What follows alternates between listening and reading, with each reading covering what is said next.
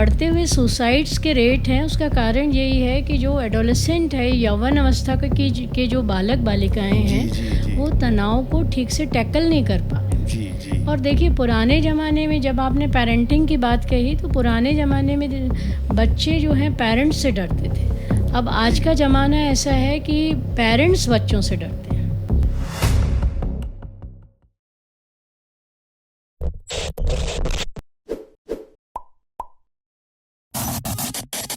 साथियों, आज हमारे साथ है डॉक्टर उषा किरण अग्रवाल जी। आप साइकोलॉजी की गवर्नमेंट डीबी गर्ल्स कॉलेज में प्रोफेसर हैं और आपने बहुत से स्थानों पर जा कर के बच्चों को प्रेरित किया है, अपने मनोविज्ञान के गहरे अध्ययन से उन्हें लाभान्वित किया है।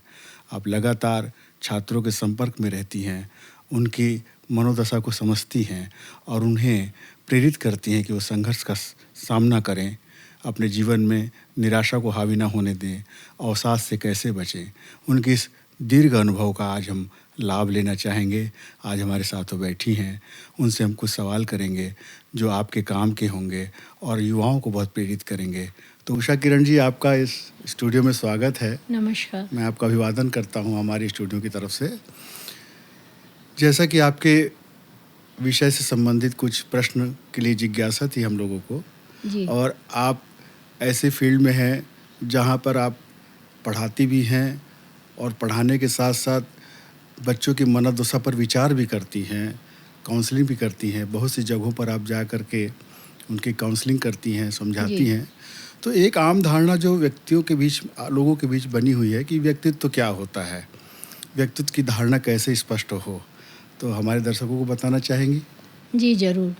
देखिए पर्सनालिटी जो है एक साधारण आदमी के लिए ऐसा होता है कि जैसा लोगों को वो दिख रहा है। जी अगर हम इसको इंग्लिश में बोलें तो personality is what you appear to others. दूसरों जी। को आप कैसे दिखाई पड़ते हैं, अच्छा। इसको हम उद्दीपक परिभाषा कहते हैं। जी जी जो एक साधारण सा आदमी होता है, जो स्किल्ड नहीं होता है, जो जी कौशल नहीं रखता है, जी उसको व्यक्तित्व का मायने ऐसा नज़र आता है कि जो दिख रहा है वही पर्सनालिटी है। अच्छा। और सबसे पहले जो हमारी विचारधारा थी वो इसी प्रकार की थी कि पर्सनालिटी वो है जो दिखाई पड़ता है।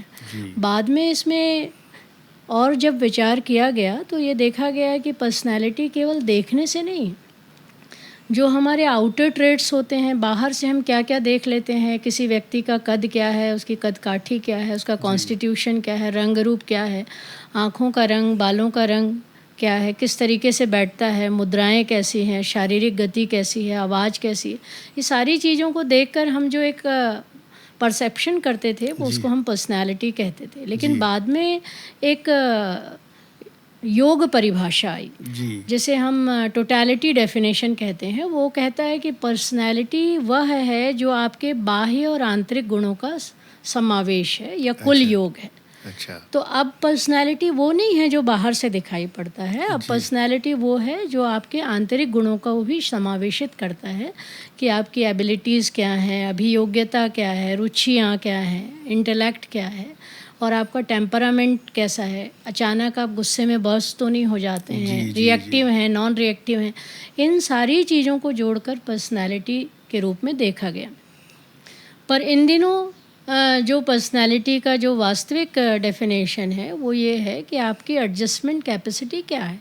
पर्सनैलिटी का मायने ये हो गया है कि आप कहाँ किस तरीके से समायोजन करते हैं। जी आज के बच्चों को आप देखिए कि छोटे से तनाव होने पर वो डिप्रेशन में चले जाते हैं। जी तो यहाँ पर एक ज़रूरी बात क्या है कि उनकी पर्सनैलिटी में क्या चीज़ कम है कि वो जो कोपिंग स्किल उन्हें सिखाया जाना था, जो कि तनाव झेलने के काम आता, जो उनकी पर्सनैलिटी को ग्रूम करता, वो वहाँ पे मिसिंग है। जी तो हमारे लिए ये ज़रूरी है कि पर्सनैलिटी में एडजस्टमेंट वाला जो कंपोनेंट है कि हम अनेक परिस्थितियों में, जीवन में हर परिस्थिति एक सी नहीं होती है, तो अनेक परिस्थितियों में हम किस प्रकार से समायोजन करते हैं, इसको हम पर्सनैलिटी कहते हैं। और यही डेफिनेशन आज सर्वथा ठीक लगता है। लेकिन पर्सनालिटी की जो आप धारणा बता रही हैं, जी पेरेंटिंग में एक जी सामान्य माँ बाप अपने बच्चे को बचपन से जो जी परवरिश देता है जी वो उसको कंफर्ट जोन में रखना चाहता है। जी वो चाहता है कि बच्चा कंफर्ट जोन में रहे जी, और इस तरह से काम किसी करे, तरह के स्ट्रेसेस ना ना हो। हो उसको, जी और एक कॉपिन बना के रखता है उसको कि वो जी, सुरक्षित रहे। उससे हो क्या रहा है कि बच्चा काफ़ी रिजर्व महसूस करता है, बाहरी परिस्थितियों को झेल नहीं पाता। तो पेरेंटिंग के लिए आप क्या कहना चाहेंगे, किस नहीं, तरह से बच्चों पेरेंट्स को? को तो देखिए, अगर कोई डिसअपॉइंटमेंट है, जैसे जी कोई निराशा है, उसे भी झेलना बच्चे को सिखाना है। जी जी उसको कभी भी एक बबल रैप में नहीं रखना है, जी किसी भी तरह से उसे सुरक्षित नहीं रखना है, क्योंकि जब वो संसार में बाहर जाएगा जी तो उसको बहुत सारे स्ट्रेसेस मिलेंगे, जी फेलियर्स जी मिलेंगे, असफलताएं होंगी, कुंठाएं होंगी। इन सब को उसे प्रॉपरली झेलना आना चाहिए, और अगर ऐसा वो नहीं कर पा रहा है तो हम उसे कहेंगे कि उसने सीखा नहीं है। तो माँ बाप उसको किस तरह से बताएं, कैसा करना चाहिए, माँ बाप को क्या एक्शन उसका लेना चाहिए? एक्सपोज़र होना चाहिए एक्सपोजर होना चाहिए। कि कोई एक निराशा अगर उसकी ओर आ रही है तो उसको उससे बचने का उपाय नहीं बताना है। जी उसको ये बताना है कि आप उसको फेस करिए, जी और फेस करके उसको देखना है कि वो ठीक से फेस कर पा रहा है कि नहीं। और अगर वो ठीक से फेस नहीं कर पा रहा है तो उसे ये सिखाना है कि इसके लिए ये बेहतर तरीका होता। तनाव को से बचना सॉल्यूशन नहीं है किरण बहुत जी। अच्छा। तनाव जी से बचने में तो हम उसको कभी झेल ही नहीं पाएंगे, बिल्कुल। और जो हमारी तनाव झेलने की शैली है वो ठीक नहीं रहेगी। तनाव को हमें फेस करना है, उसके फेस साथ करना है। हमें आमने सामने होना है, और जी हमको जी ये देखना है कि क्या हम उस तनाव को ठीक से झेल पा रहे हैं। जो बढ़ते हुए सुसाइड्स के रेट हैं, उसका कारण यही है कि जो एडोलेसेंट है, यौवन अवस्था के जो बालक बालिकाएं जी हैं, जी जी वो तनाव को ठीक से टैकल नहीं कर पा रहे हैं। जी जी और देखिए, पुराने ज़माने में जब आपने पेरेंटिंग की बात कही, तो पुराने ज़माने में बच्चे जो हैं पेरेंट्स से डरते थे। अब आज जी। का ज़माना ऐसा है कि पेरेंट्स बच्चों से डरते हैं। ये एक चेंज आ गया है, और लेकिन उनके ऐसा भी खिलाफ बहुत नहीं जाते हैं। तो एक धारणा ये भी प्रबल हो रही है कि बच्चों से मित्रवत व्यवहार करें, कोई दबाव और तनाव और उन्हें डर पैदा न करें। इसलिए ना, तो क्योंकि वो बच्चा जो दबाव को ठीक से हैंडल ही नहीं कर पा रहा, अच्छा। उसको हमने इस तरह का सराउंडिंग दिया है जी कि वो प्रेशर में आके टूट जा रहा है, उसका ब्रेकडाउन हो जा रहा है। छोटा बच्चा भी डिप्रेस हो जा रहा है, 5 साल के बच्चे को भी डिप्रेशन हो जा रहा है।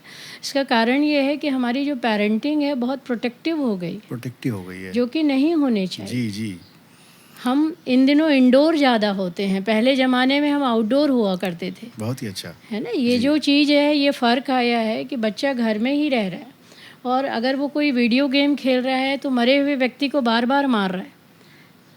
समझ रहे हैं ना। जी जी और बिल्कुल। जो आउटडोर गेम होता था, वहाँ वो कोऑपरेशन सीखता था, टीम स्पिरिट सीखता था, बहुत सी ऐसी बातें सीखता था, म्यूचुअल अंडरस्टैंडिंग सीखता था, एक दूसरे के भावनात्मक स्टेटस को वो जानता था, और लोगों के साथ गेटिंग अलोंग कि किस तरीके से हम लोगों से मिलजुल कर रहें, ऐसी जी। बातें सीखता था, जो अब सब मिसिंग हो गई हैं। इसकी ज़रूरत है आज। ये फिर से मतलब इस तरह का काम, इस तरह की पहल करना चाहिए। मुझे ऐसा लगता है कि उसकी पर्सनैलिटी को ही हमें ग्रूम करना जी चाहिए। अगर जी हम पर्सनैलिटी के ब्रॉडर आस्पेक्ट को देखें तो अनेक प्रकार की पर्सनैलिटीज़ होती हैं। इन जी दिनों जो बिग 5 फैक्टर पर्सनैलिटी बहुत बड़ा एक डायमेंशन है, और इसके जी अलावा पूर्व में हम 4 तरह की पर्सनैलिटीज़ बताया करते थे: एक्सट्रावर्शन, इंट्रोवर्शन, जी न्यूरोटिसिज्म, जी साइकोटिसिज्म।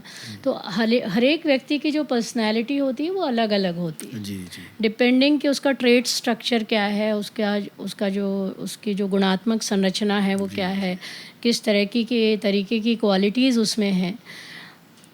पर इन दिनों क्या हो रहा है कि जब हम पाठशाला में जाते हैं तो हमने ये देखा कि बहुत सारे स्कूल्स ऐसा ये दावा करते हैं कि हम बच्चे का ओवरऑल डेवलपमेंट कर रहे हैं, उसकी जी पर्सनालिटी को हम ओवरऑल डेवलप कर रहे हैं। जी अगर हम एक एजुकेशन सिस्टम में, एक स्कूल में एक बच्चे की पर्सनालिटी को ओवरऑल डेवलप कर रहे हैं, तो हमारे सुसाइड रेट ज़्यादा क्यों हो रहे हैं? जी जी कहीं ना कहीं हम स्किल एजुकेशन नहीं दे पा रहे हैं उसे, या कहीं ना कहीं पेरेंटल जो क्वालिटी है वो जी वैसी नहीं रही जैसे पूर्व में होती थी। आज कॉलेजेस में, स्कूल्स में काउंसलर की ज़रूरत है। क्यों है काउंसलर की ज़रूरत? पहले हमें माता पिता ही काउंसिल कर देते थे, घर के बड़े भाई बहन हमारे काउंसलर हुआ करते जी थे। जी जी। तो ये एक चेंज सोसाइटी में आया है थोड़ा सा। आप कॉलेज की प्रोफेसर हैं। जी आपके पास विद्यार्थी जो आते हैं मैच्योर्ड आते हैं, बालिग आते हैं, मतलब हाँ जी कि हाई स्कूल के पास आउट बच्चे आते हैं, तो वो परिपक्व एक तरह से होते हैं।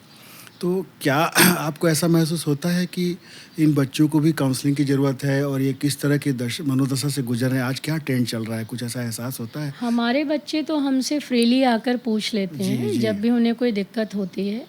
और उनको मतलब हमारे महाविद्यालय में पूरी तरह से एक ऐसा वातावरण है कि वो किसी भी डिपार्टमेंट में जाके जो भी उनको उपयुक्त लगता है उससे सलाह ले नहीं, ये तो सकते हैं। आपकी सुविधा हो गई। जी। मैं जो जानना चाह रहा था उषा किरण जी, वो ये था कि आज युवा जो आपके सामने आ रहे हैं, बहुत सी बैचेस को लगातार पढ़ा रही हैं, जी। तो क्या परिवर्तन दिखाई दे रहा है? आज क्या चुनौती उनको ज़्यादा दिखाई दे रहा है? आज के आज बच्चे दबाव ज़्यादा है? नर्वस जल्दी हो जाते अच्छा, हैं, जी। निराश हो जाते हैं, छोटी सी बात में हताश हो जाते हैं। जी, जी, जी। और कई बार मुझे लगता है कि उनके पास ऐसा कोई व्यक्ति होता नहीं कि उनको ठीक से परामर्शन दे जी, सके, उनको जी। मार्गदर्शन दे सके, उनकी बातों को समझ सके। तो ये वाली चीज़ देखने को आ रही है आ रही है ना? कि अभी जैसे आज ही की मैं घटना बताऊं कि जी। 2 बच्चे हमारे यहाँ लेह लद्दाख से हैं। जी। तो उन्होंने कहा कि हमारा एग्ज़ाम पहले कर लीजिए, हम लोग बहुत टेंस हो गए हैं क्योंकि फ़्लाइट का फेयर बहुत बढ़ जाएगा। जी। तो हमको ये ऐसा लगता है कि छोटी-छोटी सी बात जो होती है, वो उनको टेंस कर देती है। टेंस करती है। क्योंकि उनका एक्सपोज़र जो है एक ऐसे माहौल में हुआ है, क्योंकि अब घर का अगर हम सोशियोमेट्रिक स्टेटस देखें तो घर में 2 या 4 लोग रहते हैं। जी, जी। पहले की तरह बड़ी फैमिलीज़ नहीं नहीं होती। है, जब नहीं। बड़ी फैमिलीज़ होती थी तो हमारा इंटरेक्शन, हमारी अंतःक्रिया बहुत सारे लोगों से होती जी, थी। जी, जी। और जब हम काफ़ी लोगों से इंटरेक्ट करते थे तो हमारा एक्सपोज़र उस तरीके का होता था और हमारी विचारधारा में बहुत ज़्यादा एक परिवर्तन आता था। लेकिन अब ऐसा नहीं है। माता-पिता अगर कैरियर ओरिएंटेड हैं तो वो बाहर चले जाते हैं और बच्चा जो है आस-पास से या गूगल करके बहुत सारी जानकारियाँ एकत्रित करता है। तो नेचुरली उसका टेंस हो जाना स्वाभाविक होता है। एक धारणा ऐसी भी है जिसके प्रति बहुत ज़्यादा जिज्ञासा है जी। कि जन्म के बाद और गर्भ में भी बच्चे का व्यक्तित्व प्रभाव पड़ता है। एक अभिमन्यु की जैसे धारणा महाभारत में प्रचलित है। जी। तो क्या ऐसा कुछ होता है? आप हाँ बताना जी, चाहें? बिल्कुल ऐसा होता है। और माता को बहुत खुश रहना चाहिए और उसके चारों ओर का जो वातावरण है खुशनुमा होना चाहिए। और आपने देखा होगा कि हमारे कल्चर में 7वें महीने में, 9वें महीने में कुछ उत्सव जैसे उत्सव किए मनाते जाते हैं, हैं। वो जी। इसीलिए है कि ताकि उसका माँ का जो हैप्पीनेस इंडेक्स है जी। वो बहुत अच्छा रहे।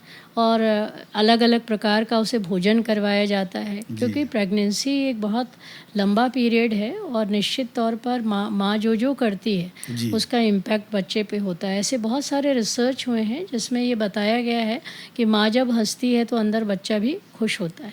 अच्छा। और कोई अगर ज़ोर से दरवाज़ा बंद करता है तो वो ऐसे चौंक जाता है। तो ये सारी बातें बिल्कुल सच हैं और इनका बहुत साइंटिफिक रेलेवेंस भी देखा गया है।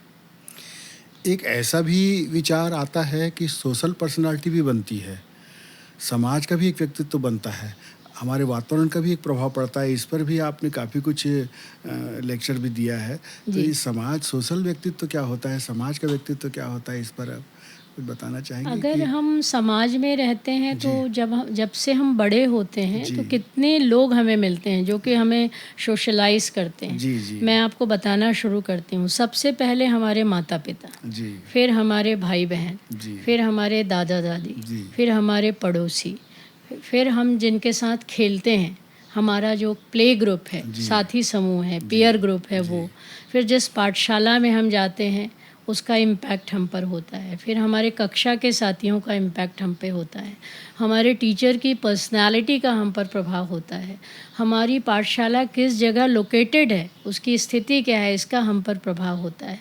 और तब जाकर हम ग्रूम होते हैं एक सोशल पर्सन के रूप में।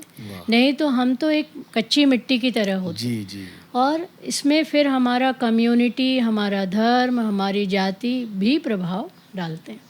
तो हम आज जो मैं हूँ वो इतने सारे लोगों के कारण हूँ। जी, जी। और मैं समाज को प्रभावित करती हूँ और समाज मुझे प्रभावित करता है। जी, ये जी। बिल्कुल एक नेचुरल फिनोमिनन है। जी, जी। अगर मैं हेल्दी हूँ तो मेरा समाज हेल्दी रहेगा, है ना, वाइसे वर्सा है। जी, जी। तो हम बिल्कुल ये कह सकते हैं कि अगर एक अच्छा व्यक्ति होगा तो वो एक अच्छे समाज का निर्माण करेगा और एक अच्छा समाज एक अच्छे राष्ट्र का निर्माण करेगा। तो ये तो बिल्कुल सत्य बात है सत्य। कि हमारी पर्सनालिटी जिस सोसाइटी में हम रहते हैं उसी जी। का एक प्रतिबिंब होता है। जी जी। एक विद्यार्थी आपके कॉलेज से गुजर के निकलता है जी। तो करियर का भी उसके ऊपर दबाव रहता है कि उसका करियर कैसे बने। आज संघर्ष ज़्यादा है भारत में कोई अच्छा करियर बनाने के लिए। जी। और करियर के बाद ऐसा देखा गया है उषा किरण जी कि वैवाहिक जीवन में जब प्रवेश करता है तो वहाँ भी बहुत तनाव में रहता है। जी। आज दाम्पत्य जीवन में इतना ज़्यादा तनाव है कि विवाह संबंध विच्छेद हो जाते हैं। दूसरे कारणों से कई कारण हो सकते हैं, लेकिन आप बताना चाहेंगे कि इन सब कारणों के पीछे क्या मूल वजह हो सकती है? क्यों विच्छेद होते संबंध, क्यों संबंध स्थायी नहीं रह पाते? कैरियर और मतलब मैरिज मैरिज दोनों लाइफ। बिल्कुल अलग-अलग चीज़ें हैं। जी जी। पहली बात तो ये है कि हमें कभी भी हमारे बच्चे को या स्टूडेंट को कोई कैरियर चुनने के लिए फ़ोर्स नहीं करना चाहिए। जी जी। उसका जो इंटरेस्ट होगा वो स्वतः उस ओर चला जाएगा। इसके लिए बहुत सारे साइकोमेट्रिक टेस्ट होते हैं कि हमारा इंटरेस्ट किस ओर है, हमारा जी। एप्टीट्यूड किस ओर है, किस ओर जाकर हमें कैरियर चुनना चाहिए। आजकल तो स्कूलों में इस तरह के काउंसलिंग सेल्स होते हैं जहाँ मनोमितिक परीक्षण करके हम ये जान जी सकते जी हैं जी। कि बच्चे को किस ओर जाना चाहिए और उसका ओरिएंटेशन किस ओर होना चाहिए। दूसरी बात जो मैरिज की है, तो मैरिज में आपने कहा कि ब्रेक हो जाता है जी या जी। डिवोर्स रेट हाई हो गए हैं, तो इसमें मुझे लगता है कि हमारा जो ये बहुत ही ब्रॉड टॉपिक है। जी जी। इसमें दो बातें हो सकती हैं। एक तो पति और पत्नी के बीच कॉम्पेटिबिलिटी नहीं होती, या जो हमारी प्रत्याशाएं हैं वो फुलफ़िल नहीं होती।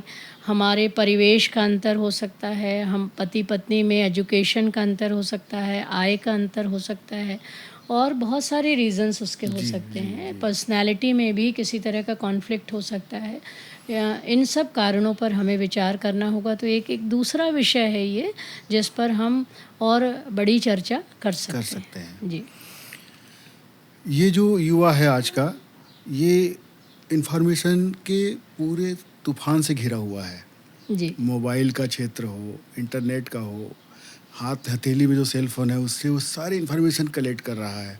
और बाबा गूगल को तो पकड़ ही लेता है वो। तो आपके अध्यापन कार्य में और आपके शैक्षिक जीवन में ये अंतर दिखाई दे रहा है, क्योंकि आप लंबे समय से अध्यापन कर रही हैं। तो जिन हाँ। साधनों से बच्चे घिरे हुए हैं आज, जी। कितना वो अपडेट कर पाते हैं अपने आप को, कितना उन्नत कर पा रहे हैं, और आपके साथ पढ़ करके क्या अंतर उनको महसूस होता है और क्या बताना चाहेंगे उनके मैंने लिए आप? क्लास में कई बार देखा किरण जी कि जब मैं पढ़ा रही होती हूँ उसी समय बच्चे गूगल भी कर रहे होते जी जी। हैं, और कई बार वो मेरे साथ कॉन्ट्राडिक्ट करते हैं कि आप जो बता रही हैं, जो गूगल में लिखा है, दोनों डिफरेंट है मैडम। जी जी। लेकिन मैं इस पर कोई विवाद उनसे नहीं कर सकती, क्योंकि अच्छा। अब आज का जो युग है वो बहुत इसमें बहुत सारी तकनीकी क्रांति आ गई है, और बीच में हमने 2 साल केवल इसी माध्यम से पढ़ाई की। तो जी मैं उनसे कहती हूँ कि मैं इसमें अपना थोड़ा-सा एक्सपीरियंस भी बता रही हूँ, जी। और जो थ्योरी आप पढ़ रहे हैं वो बिल्कुल बुकिश है, और मैं इसमें थोड़ा-सा प्रैक्टिकल नॉलेज आपको डाल के बता रही हूँ। जी जी। लेकिन बच्चे हाँ, क्लास में बिल्कुल मोबाइल के साथ होते हैं, आपका कहना बिल्कुल सही है, और वो सर्फ भी करते रहते हैं कि मैं जो पढ़ा रही हूँ, जैसे मैंने मान लीजिए मैस्लो की थ्योरी पढ़ानी शुरू की, तो तुरंत वो लोग खोल कर देख लेते हैं। और मैं भी ये कोशिश करती हूँ कि जो मैं पढ़ा रही हूँ उसका मैं पीपीटी उनके साथ शेयर करूँ, जी और उनसे कहती हूँ कि मैंने जो पीपीटी आपसे शेयर किया है उसको खोल लीजिए और उसको देखते भी जाइए, और जहाँ टैली नहीं होता है, मेरी बात आपसे टैली नहीं हो रही है आपके पीपीटी से, तो मुझसे सवाल पूछिए, मैं उसका उत्तर देने का आपको प्रयास करूँगी। तो ये तो बिल्कुल सही है कि कॉलेज में बच्चे चल भी रहे हैं तो इस तरीके से हाथ में मोबाइल लेके चल रहे हैं, कई बार टक्कर भी खा जाते हैं वो लोग, या टकरा भी जाते हैं। तो बिल्कुल एक डिफरेंट सिनेरियो है। जब मैं 1984 में यहाँ पढ़ाने आई थी तो वो बिल्कुल अलग सिनेरियो था, और अभी बिल्कुल अलग सिनेरियो है। तो मैंने ये सोचा है कि बच्चों में तो मैं चेंज नहीं ला सकती, मैंने खुद में परिवर्तन लाने की कोशिश की है, क्योंकि हमको उनके साथ फिट होना है, जी जी। और वो जिस तरह से सोचते हैं उस तरीके से सोचकर हमको उनको गाइड करना है। क्योंकि मैं जिस एज में हूँ और मैं जिस युग में हूँ वहाँ तो टेक्नोलॉजी बहुत ज़्यादा नहीं थी, तो मुझे ऐसा लगता है कि मुझे उनकी तरह होकर सोचना होगा, और उनकी तरह होकर सोचकर फिर उनको गाइड करना होगा। दोनों ही बैच को आपने देखा है, जी। बिना मोबाइल वाले बैच को भी जी। और मोबाइल वाले बैच जी। को भी। फोकस करने का जो स्तर है कि पहले के बच्चे आज के बच्चे कितना फोकस हो पाते हैं अपने विषय को लेकर, ये अंतर कुछ महसूस होता है? जो पढ़ने वाले बच्चे हैं वो बिल्कुल पढ़ते हैं। जी। हर तरह का स्टफ़ होता है महाविद्यालय में, क्लास में, तो बिल्कुल नॉर्मल प्रोबेबिलिटी कर्व जो होता है उसके अनुसार हमें लोग दिखाई पड़ते हैं। तो मुझे लगता है कि बच्चे तो अच्छा करते हैं और थोड़ा सा उनको गाइडेंस की ज़रूरत अभी ज़्यादा है, क्योंकि उनके साथ बाकी स्ट्रेसेस भी हैं जी जी जो जी। पहले नहीं थे। सोशल मीडिया का भी एक स्ट्रेस बच्चों पर होता है। जी जी। कोई पोस्ट आ गया जिससे वो स्ट्रेस्ड हो गए तो उसको हमको डील करना होता जी है। जी जी।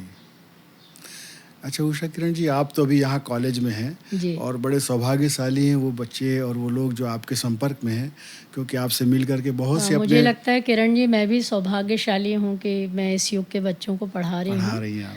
अ, तो मनोविकार से बहुत लोग घिरे होते हैं और मनोविकार से घिरे व्यक्तियों को एक मनोवैज्ञानिक की बहुत ज़रूरत महसूस होती है, लेकिन ये बड़े शहरों में ही मुमकिन हो पाता है। बहुत से युवा हमारे गांव देहात में हैं, आउटर में हैं, जहाँ पे मनोवैज्ञानिकों की सुविधा नहीं है। जी। उन्हें अपने मानसिक दशा को सुधारने के लिए, तनाव का सामना करने के लिए, अपने जीवन में सकारात्मकता और उत्साह बनाए रखने के लिए आप क्या सलाह देना चाहेंगी? उन्हें क्या मुझे करना लगता चाहिए? है कि हमको बहुत सी ऐसी बातें जो यूज़लेस हैं उसको मन में जगह नहीं देनी चाहिए और जी। किसी तरह की नेगेटिविटी की बात हमें नहीं सोचना चाहिए। एक बार हम नेगेटिव सोचना शुरू करते हैं या किसी व्यक्ति के बारे में ख़राब तरीके का परसेप्शन करना शुरू कर देते हैं तो हमारा नज़रिया वैसा ही हो जाता है। जी जी। और हमें ये भी कोशिश करना चाहिए कि सामने वाला ही गलत नहीं है, मुझे अपने में ही गलती ढूँढने की कोशिश करना चाहिए। और बहुत से ऐसी टेक्निक्स हैं जो कि मेंटल हेल्थ के लिए ज़रूरी हैं, जी जी। जो एक बिल्कुल डिफरेंट टॉपिक है किरण जी, जिस पर भी हम कभी चर्चा कर सकते हैं। खुश रहने की कोशिश करना चाहिए और छोटी-छोटी खुशियों को हमें एक्युमुलेट करना चाहिए और उनको लोगों के साथ शेयर करना चाहिए। ऐसी कोई किताबें या ऐसा कोई विचार या थॉट है जो आप बताना चाहेंगी जिसको बच्चों को प्राथमिकता से पढ़ना चाहिए, सुनना चाहिए? कोई ऐसी जानकारी में, क्योंकि जी। आपके पाठ्यक्रम के विषय तो गंभीर है पर उसमें बहुत सी व्यावहारिक बातें भी आप बताती हैं, तो हम चाहेंगे कि कुछ आप सलाह दें कि उन्हें किस तरह से अध्ययनशीलता को बढ़ाए रखने के लिए विषयों का चुनाव करना चाहिए। थोड़ा सा फोकस हो जाना चाहिए, वही पढ़ना चाहिए जो उनकी इच्छा है। जी पेरेंटल प्रेशर इसमें नहीं होना चाहिए। जी जी। कई बार मैंने देखा है कि किसी एक बच्चे की मैं काउंसलिंग कर रही थी तो वो बच्चा बहुत आक्रामक हो गया था जी और माता पिता ने उसको एक ऐसा विषय दिला दिया था जिसमें उसकी बिल्कुल रुचि नहीं थी, उसको फ़ाइन आर्ट्स में जाना था। जी। तो ज़रा सा उसको हमने चेंज कर दिया और पेरेंटल जो यहाँ पे पेरेंटल काउंसलिंग की ज़रूरत थी। जी। हमने पेरेंट्स को ये बताया कि इसको फ़ाइन आर्ट्स ही आपको पढ़ने देना चाहिए, जी क्योंकि इसकी मैथ्स में बिल्कुल रुचि नहीं है। तो बच्चा बहुत अच्छा कर रहा है अब और उसका जो अंदर का आक्रोश है वो भी कम हो गया है। तो मेरा बच्चों से यही मैसेज है कि उनको जो अच्छा लगे वो करना चाहिए, जो विषय उनको लगता है कि जिसमें वो अच्छा कर पाएंगे वो पढ़ना चाहिए। और कभी भी अपना जो एक्चुअल सेल्फ है, यानी जी। मेरा जो वास्तविक आत्मन है जी। और जो मेरा आदर्श आत्मन है, मैंने जी। जो मैं हूँ और जो मैं होना चाहती हूँ, उसमें बहुत बड़ा गैप नहीं होना चाहिए। बहुत अच्छा। अगर मुझे लगता है कि मैं 60% पा सकती हूँ तो मुझे 90 की आकांक्षा नहीं रखना चाहिए। जी जी। मुझे बिल्कुल अपने आप को ऐसा सोचना चाहिए कि मैं 60 ही पा सकती हूँ और इसमें मैं खुश हूँ। अगर मैं 90 की इच्छा करूँ और फिर 60 पाऊँ तो मुझे बहुत सारी कुंठा आ जाएगी और इस कुंठा से मुझ में क्रोध आना स्वाभाविक है। आपने चर्चा की शुरुआत में व्यक्तित्व को परिभाषित किया, जी। तो आपके भी जीवन में कोई आदर्श व्यक्तित्व आपको प्रभावित किए हों, उन्हें उनका उल्लेख करना चाहेंगी अपने जीवन संघर्ष में, अपनी यात्रा में अब तक के? मुझे लगता है कि मेरे पेरेंट्स ही मेरे लिए रोल मॉडल्स रहे हैं हमेशा। उन्होंने जी। बहुत स्ट्रगल करके हम सभी भाई बहनों को पढ़ाया है और जी। बहुत सब लोग अपनी अपनी फील्ड में बहुत एक्सेल कर रहे हैं। जी और जब मैं रोज़ाना बहुत सारे लोगों से मिलती हूँ तो कई बार एक क्लास 4 का कर्मचारी भी मुझे बहुत अपीलिंग लगता है। अच्छा। उसके भी जो आइडियल्स होते हैं वो बहुत मुझे कई बार अच्छे लगते हैं, तो मैं जी। उसको भी अडैप्ट करती हूँ अपनी पर्सनैलिटी में और कोशिश करती हूँ कि इसकी ये अच्छी बात मैं सीख सकूँ। मनोविज्ञान के अलावा हमारे देश का एक बड़ा आधार है धार्मिक और आध्यात्मिक। तो आध्यात्मिक भावभूमि में भारत का आम आदमी जुड़ा हुआ है। जी। तो क्या आप इस तरह का विश्वास रखती हैं अध्यात्म की दिशा में, और व्यक्ति को आध्यात्म की दिशा में या धर्म की दिशा में, धर्म दर्शन की दिशा में प्रयास करना चाहिए? हम लोग जब स्ट्रेस कोप करने का तरीका बताते हैं कि आप अपने तनाव से कैसे बचें, जी, जी। तो उसमें एक स्पिरिचुअलिटी वाली बात आती है अच्छा। कि कोई व्यक्ति भजन गा के अगर अपना स्ट्रेस रिलीज़ करना जी, चाहता है जी। तो ऐसा कर ले। किसी को सुंदरकांड पढ़ के अगर अपना स्ट्रेस रिलीज़ करना है तो वो कर ले। पूजा पाठ करके स्ट्रेस रिलीज़ करना है, तो इस तरीके से हम उनको गाइड करते हैं कि आप अगर जिसमें आपको अच्छा लग रहा है, जिससे आपका स्ट्रेस कम हो जा रहा है, उसको आप कर सकते हैं। तो ये वाली बात तो साइकोलॉजी में होती है कि हर व्यक्ति को स्ट्रेस होता है और हर व्यक्ति को स्ट्रेस से डील करने का तरीका जी, अलग-अलग जी। है। वो जिसमें कंफर्टेबल है, कर सकता है। आप भी मुश्किल हालात से गुजरी होंगी, प्रतिकूलताएं आपकी भी ज़िंदगी में आई होगी। जी। आपने उसका सामना कैसे किया? आपको कौन सी शक्ति प्रेरित करती रही, बताना चाहेंगी? मैंने तो उनका डट कर सामना किया और मुझे लगता है कि जब तक आप स्ट्रेस का डटकर सामना नहीं करेंगे, तनाव को झेलेंगे नहीं, आपको कभी भी तनाव झेलने का तरीका नहीं आएगा। तो उसको प्रेरणा आपको कहाँ से मिलती थी? आप कहीं से तो प्रेरित होती रही होंगी? कुछ बताना मेरे चाहें? बाबा फ्रीडम फाइटर थे और मेरे फादर भी काफ़ी स्ट्रॉन्ग पर्सनालिटी रहे हैं मेरी लाइफ में। जी। तो मुझे लगता है कि उनको ही देखकर मैंने सीखा है। और अम, मुझे याद है कि बचपन में हम जब को कभी झूठ बोलते थे तो हमसे वो 100 बार कुछ लिखवाया करते थे जी, जी। कि इसको 100 बार लिख के दो, मेरे बाबा जो थे। तो हम लोग 100 बार लिखने से बचने के लिए झूठ नहीं बोलते थे या कोई ऐसा एक्ट नहीं करते थे जिससे हमको कोई चीज़ 100 बार लिखनी पड़े। जी, जी। तो ऐसा करते-करते धीरे-धीरे वो चीज़ प्रैक्टिस में आ गई और हमको फिर समस्याओं को झेलना भी आ गया। अलग-अलग सत्रों में आप क्लास लेती हैं, काउंसलिंग करती हैं, तो जी। अभी भी आपके पास परेशान हाल लोग मिलते रहते हैं, आते रहते हैं? बच्चे तो लगभग रोज़ ही आते हैं, आते हैं। बच्चों की रोज़ ही समस्या रहती है ना। जी, कभी जी। मतलब हमारा बहुत बड़ा गर्ल्स कॉलेज है और बच्चों को तो हमेशा कुछ ना कुछ प्रॉब्लम्स होती हैं। हर तरह के बच्चे हैं वहाँ जी, पर। जी, जी। बहुत अच्छी इकोनॉमिक स्टेटस से भी हैं, बहुत जी। मिडिल क्लास फैमिलीज़ से भी हैं और कुछ बच्चे बहुत हमारे ऐसे भी हैं जिनको फ़ीस देना वो वाली अफोर्डेबिलिटी भी नहीं है। तो हमको ऐसा लगता है कि हमारे लिए ये जो प्लेटफ़ॉर्म है, जी। मतलब जो बच्चे हमको मिलते हैं और इस तरह की जो दिक्कतें हम देखते हैं, तो हमको लगता है कि हमारी लाइफ तो इसमें बहुत ही अच्छी है। जी, जी। हम उनको देखकर जब अपनी तुलना उनसे करते हैं तो जी। लगता है कि हमारा जीवन तो ईश्वर ने बहुत ही अच्छा किया है और हम भरपूर ये कोशिश करते हैं कि उनको हम गाइडेंस दे सकें, मार्गदर्शन दे सकें और उनकी समस्याओं को हल कर सकें। मेरा तो विशेष तौर पे ये रहता, हमारा पूरा डिपार्टमेंट है 4 लोगों का, तो जी। सभी लोग बच्चों से डायरेक्टली कनेक्टेड रहते हैं और किसी भी फैकल्टी के बच्चे हमसे आके मिल सकते जी, हैं। ये सुविधा है। जी। तो आज आपसे बातचीत करके बड़ी अच्छी बातें मिली हैं उषा किरण जी, थैंक यू और किरण जी। मैं चाहूँगा कि आगे और भी आपसे बात होती रहे। बहुत से विषय जी, ऐसे जी, हैं जिस ज़रूर। पे विस्तार की आवश्यकता है आपसे चर्चा करने की। जी। तो साथियों, आज उषा किरण जी ने बहुत अच्छी जानकारियाँ दी हैं। उनकी विद्वता का, उनके कौशल का लाभ हम आगे भी लेते रहेंगे। आज हम आप सबसे इजाज़त लेते हैं। हम चाहेंगे कि इस पर आप अपनी प्रतिक्रिया ज़रूर दें। आप सबको बहुत-बहुत नमस्कार। नमस्कार। उषा जी, आपका भी हार्दिक आभार।